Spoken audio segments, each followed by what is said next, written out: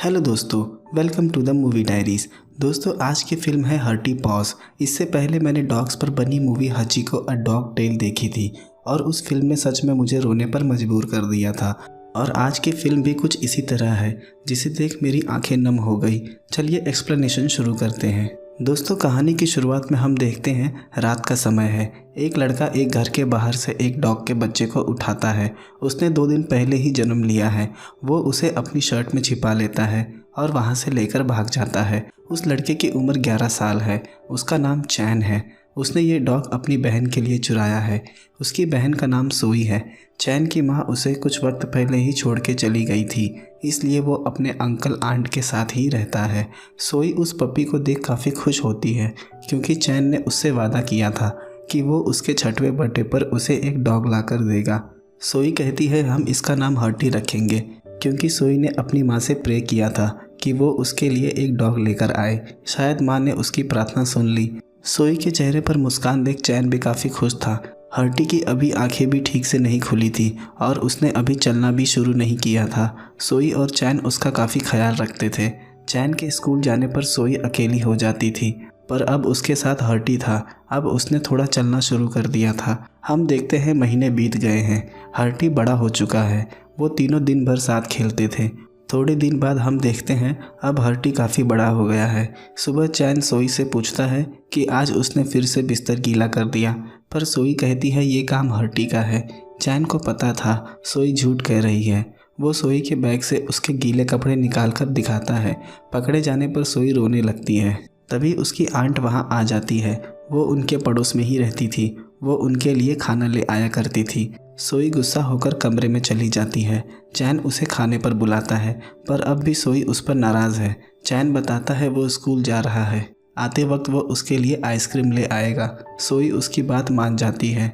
School से आते वक्त उसे ख्याल आता है कि सोई के लिए आइसक्रीम भी लेना है, पर उसकी जेब में उतने पैसे नहीं थे। अगर उसने इन पैसों की आइसक्रीम ले ली तो उसे आज घर पैदल जाना होगा, क्योंकि ये पैसे बस के थे।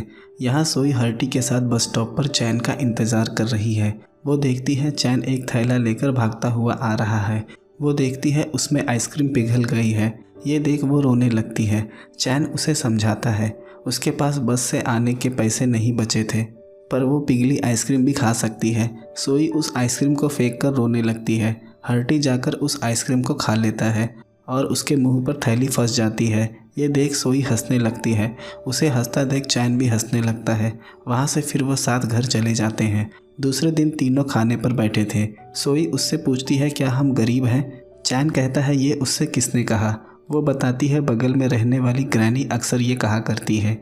चैन बताता है वो ग्रैनी गरीब है क्योंकि वो अकेली रहती है, पर इस घर में हम 3 हैं तो हमारे गरीब होने का सवाल ही नहीं होता। सोई देखती है उसके चेहरे पर चोट का निशान है। वो आज फिर स्कूल में लड़ाई करके आया है। वो उसकी चोट पर बैंडेड लगाती है। हालांकि उस बैंडेड से कुछ फ़र्क नहीं पड़ेगा, पर वो सोई का दिल रखने के लिए उसे लगा लेता है। दूसरे दिन सुबह चैन अपने आंट के घर बैठा खाना खा रहा था। उसका अंकल चैन को बताता है कि वो दोनों हमेशा के लिए शहर छोड़कर जा रहे हैं। चैन की आंट बताती है उनके पास और कोई दूसरा विकल्प नहीं है, क्योंकि उसके अंकल की कंपनी दूसरे शहर में शिफ्ट हो रही है। पर वो चैन और उसकी बहन को साथ ले जाने में असमर्थ है, क्योंकि वो उनका खर्चा अफोर्ड नहीं कर सकते। उनके पास उसकी माँ का भी कोई पता नहीं और तुम्हारी माँ ने कभी खबर लेने की भी कोशिश नहीं की। उसका अंकल कहता है उसके पति के मरने के बाद वो अपने दोनों बच्चों को छोड़कर चली गई। ये बात सभी को पता है। उसकी आंट उसे शांत होने के लिए कहती है। चैन को अपने अंकल की बात का काफ़ी बुरा लगता है। वो वहाँ से उठकर चला जाता है। उसकी आंट उसे रोकती है। उसका अंकल कहता है तुम दोनों को ऑर्फनेज चले जाना चाहिए। चैन उसका जवाब देते हुए कहता है कि हम कोई अनाथ नहीं है। उसकी आंट उसे रोकने के लिए उसके पीछे जाती है। उसकी आंट काफ़ी अच्छी थी। वो उन्हें इस तरह से अकेला छोड़कर जाने पर अफसोस जताती है, पर वो मजबूर है। चैन को भी अपनी आंट के मजबूरियों का एहसास था, पर आज नहीं तो कल उसे अकेला रहना होगा और सारी जिम्मेदारियां उठानी होंगी। पर अभी चैन की उम्र ही क्या है, अभी तो उसके पढ़ने और खेलने के दिन हैं। चेहरे में अभी भी एक बचपना झलकता है। उसकी आंट कहती है उसे चिंता करने की ज़रूरत नहीं है, वो हर महीने कुछ पैसे भेज दिया करेगी। उसकी आंट उसे एक एड्रेस निकाल कर देती है। ये एड्रेस चैन की माँ का था, पर उसकी आंट को यकीन नहीं है कि अब भी उसकी माँ इस एड्रेस पर रहती होगी। उसके बाद वो वहाँ से चली जाती है। सोई अपनी माँ को कभी कभी बहुत मिस करती थी, इसलिए वो अक्सर प्रिटेंड करती है कि वो हर्टी की मॉम है और उसे एक बच्चे की तरह ट्रीट करती है। उससे होमवर्क करवाना और हर्टी के ना सुनने पर उसे डांट लगाना। जैसे दिन बीत रहे थे उनका रिश्ता और मजबूत होता जा रहा था। शाम हो गई, चैन घर नहीं गया। वो बस स्टॉप पर बैठा अभी भी उसी एड्रेस को देख रहा है। शायद उसे अपनी माँ को जाकर मिलना चाहिए, पर एक बार को लगता है अगर उसकी माँ को उनकी चिंता होती तो वो उन्हें इस तरह से अकेला छोड़कर नहीं जाती और उसने अपनी माँ से मिलने का इरादा छोड़ देना चाहिए। शाम हो गई है। सोई बस स्टॉप पर चैन का इंतज़ार कर रही है क्योंकि रात हो गई और चैन अभी तक नहीं आया। सोई को अकेले घर पर डर लगता है, इसलिए वो हर्टी के साथ बस स्टॉप पर बैठी है। तभी वहाँ बस रुकती है और चैन उतरता है। वो चैन को देख रोने लगती है। उसे लगा कि चैन उसे छोड़कर चला गया, पर चैन बताता है वो इस बारे में कभी सोच भी नहीं सकता क्योंकि सोई के सिवा उसका इस दुनिया में और कौन है। वो सोई को लेकर घर चला जाता है। उसकी आंट के जाने के बाद काफ़ी जिम्मेदारियाँ उसके ऊपर आ गई थी। सोई को नहलाना, खाना बनाना। दूसरे दिन सोई को चैन की जेब से उसकी माँ का एड्रेस मिलता है। सोई काफ़ी खुश हो जाती है कि वो अब अपनी माँ से मिलने जाएगी, पर गुस्से में चैन उससे वो एड्रेस ले लेता है। सोई रोना शुरू कर देती है कि उसको अपनी माँ के पास जाना है। चैन उसे समझाता है कि माँ को उनकी कोई ज़रूरत नहीं है, ना वो कभी हमारे लिए लौट कर आएगी। पर सोई इन बातों को समझने के लिए काफ़ी छोटी थी। चैन उसका बैग लेकर बाहर फेंकने जाता है क्योंकि वो बैग सोई के लिए उसकी माँ ने खरीदा था, इसलिए सोई को विश्वास है उसकी माँ ज़रूर वापस आएगी। सोई रोते हुए उससे बैग ले लेती है क्योंकि ये बैग वो हमेशा अपने पास रखती थी, जो उसे अपनी माँ के पास होने का एहसास करवाती थी। चैन कहता है अगर उसने दोबारा माँ के बारे में पूछा तो वो ये घर छोड़कर चला जाएगा। सोई उसे जाने से मना करती है। वो दोबारा कभी नहीं रोएगी। हर्टी सोई को रोते हुए देख रहा था। डॉग्स की सेंसेस काफ़ी तेज होती है। वो भी काफ़ी सैड हो जाता है। रात चैन सोई के कमरे में जाता है। वो सो रही थी। वो सोई से काफ़ी प्यार करता है, पर उसने आज गुस्से में काफ़ी कुछ सुना दिया। वो हर्टी से बातें करता है कि वो एक दिन अपनी माँ से मिलने ज़रूर जाएगा, जब दिन आज से भी बुरा होगा और चीज़ें मुझसे नहीं संभलेंगी। उसे पता है एक बार को वो अपनी माँ के बिना रह लेगा, पर सोई काफ़ी छोटी है, उसे कब तक समझाएगा। आज नहीं तो कल उसकी ज़िद के आगे उसे झुकना होगा। चैन हर्टी से कहता है अगर मैं किसी दिन सोई के पास न रहूं तो तुम उसके बड़े भाई का फ़र्ज़ निभाना, और इस बात के लिए वो हर्टी से प्रॉमिस करता है। हम देखते हैं सर्दियाँ आ गई हैं। हम तीनों को आइस स्केटिंग करता हुआ देखते हैं। चैन उसे वहीं रुकने को कहता है और वो टॉयलेट करके आया। हम देखते हैं वहाँ एक पतंग उड़कर आती है। हर्टी उसे पकड़ने चला जाता है, पर वहाँ बर्फ़ की परत पतली थी। हर्टी अंदर गिर जाता है। वो उसमें से निकल नहीं पा रहा था। सोई उसे बचाने उसकी तरफ जाती है। चैन दूर से ये देखता है। वो ये देख डर जाता है। वहाँ बर्फ़ की परत पतली थी और उसमें क्रैक आ जाता है। सोई मुड़कर चैन की तरफ देखती है। चैन उसे रुकने को कहता है। परत टूट जाती है और सोई भीतर गिर जाती है।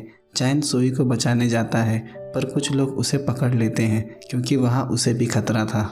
सोई का बैग ऊपर आ जाता है। किसी तरह हर्टी ऊपर आ जाता है, पर सोई डूब जाती है। दूसरे दिन हम देखते हैं चैन सोई के तस्वीर के सामने बैठा रो रहा है। वो अब इस दुनिया से जा चुकी है। हम देखते हैं चैन सोई की याद में घर के एक कोने में उसके बैग को पकड़े बैठा है। बाहर काफ़ी बर्फ़ पड़ रही थी। हर्टी वहीं बस स्टॉप पर बैठा है।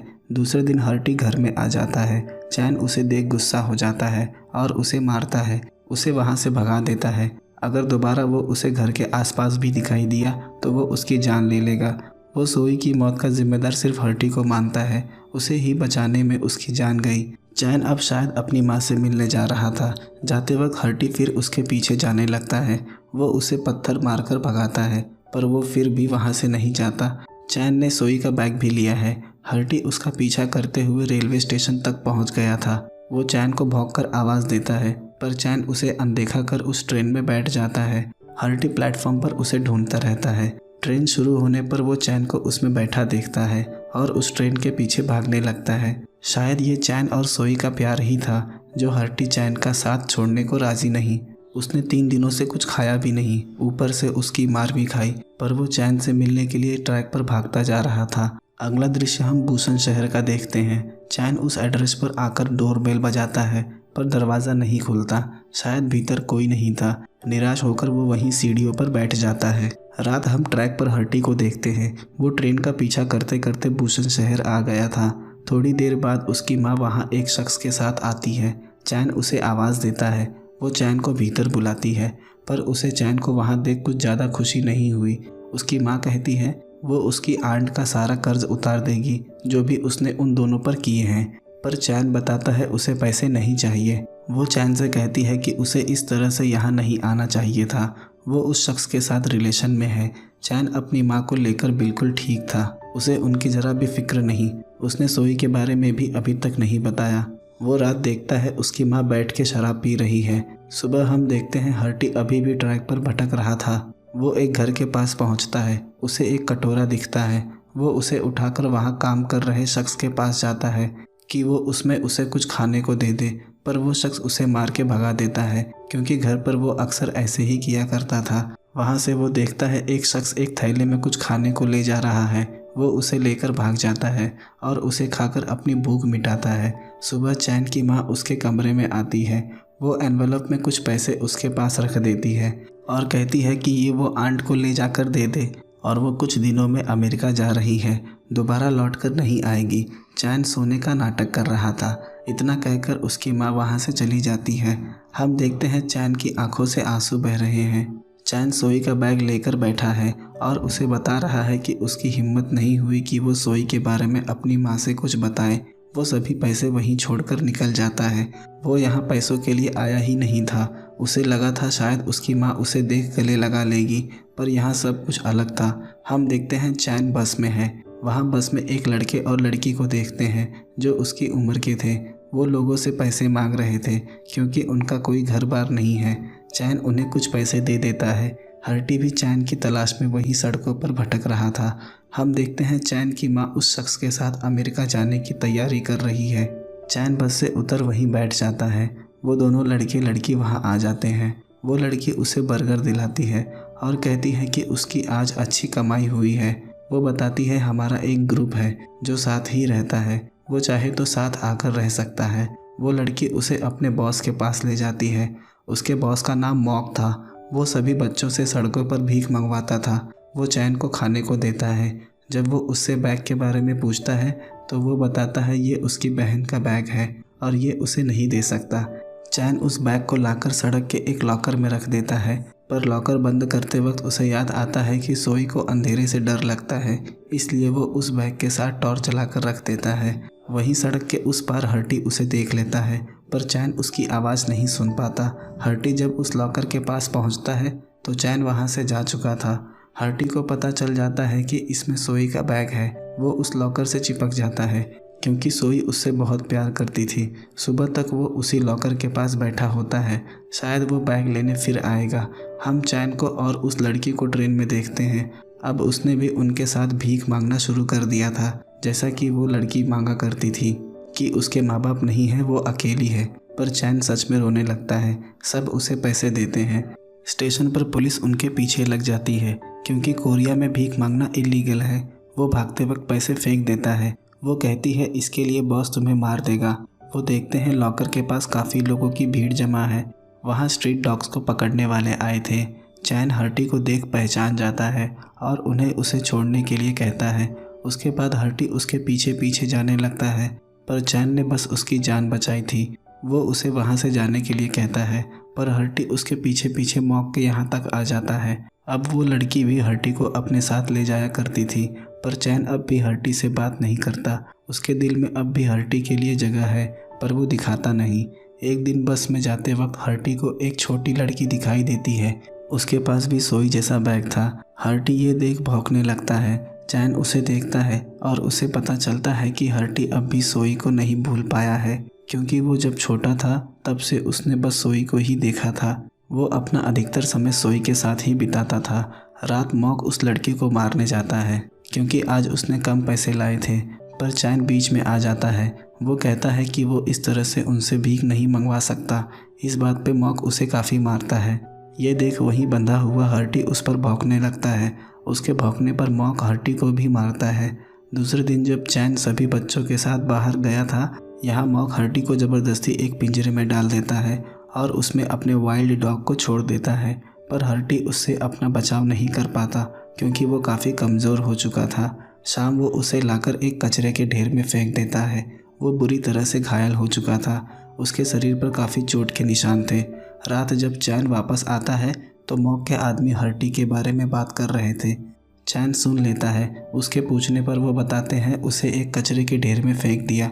चैन रोता हुआ वहाँ से भागता है, पर वो जब उस कचरे के पास आता है तो वहाँ हर्टी नहीं था। चैन काफ़ी रोता है और वापस आकर मॉक से बहस कर लेता है। मॉक उसे मारने जाता है, पर उस लड़की ने पहले ही पुलिस को फ़ोन कर दिया था।